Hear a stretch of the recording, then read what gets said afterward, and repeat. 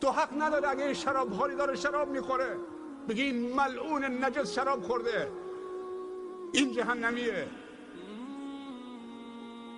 گریه و زاری و تواضع و معصیت خیلی بهتر از تکبر و عبادته. اونی که با نمازش مغروره، با 2 رکعت نماز و روزش مغروره، خیلی دورتره. آیا نمیترسی که فردا اون شرابکار توبه بکنی بیاد جای تو با نمازت مغرورید، منت سر خدا و خلق خدا میذارید بیرید جای اون؟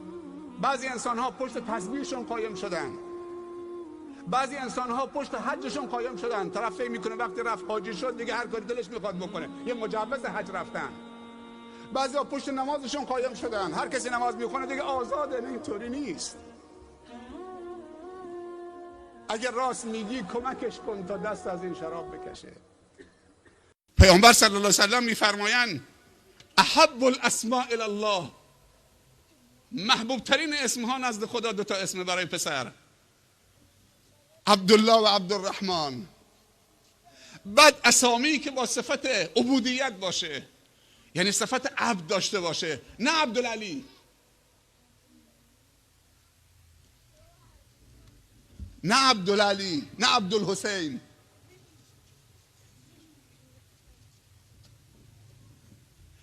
نه عبدالرسول. اینا اسمای شرکیه. عبد وقتی میاد با یک طرفش الله باشه، عبد وقتی میاد با طرف مقابلش الله باشه، چون عبد داریم و رب داریم.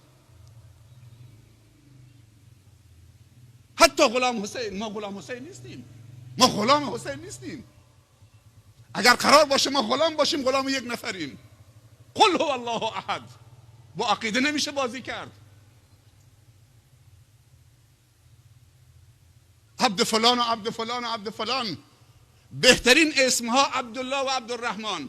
و بعد بهترین اسمهایی که صفت عبودیت داشته باشه، یعنی 99 تا اسم خدا اولش بیاری عبد. عبدالله، عبدالکریم، عبدالستار، عبدالمنان، عبدالغفور، عبدالشکور. عبدالحسین، عبدالرسول. کاری به مذهب ندارم، تو شیعه و سنی هست. عبدالرسول کمه تو سنی ها؟ ما میخوایم یعنی از بندگان خدا یه خدا درست بکنیم؟ همه پیامبران آمدن که به بندگان خدا بگن انا عبدالله واجتنبوا الطاغوت. هیچ عالمی حق نداره به مردم اجازه بده دستش ببوسن. باید این تمام بشه. قدسیت به این معنا نیست. احترام عالم دارید، محبت عالم دارید، دعای خیر میکنید، حمایت میکنید از عالم، اون بحث جداگانه است.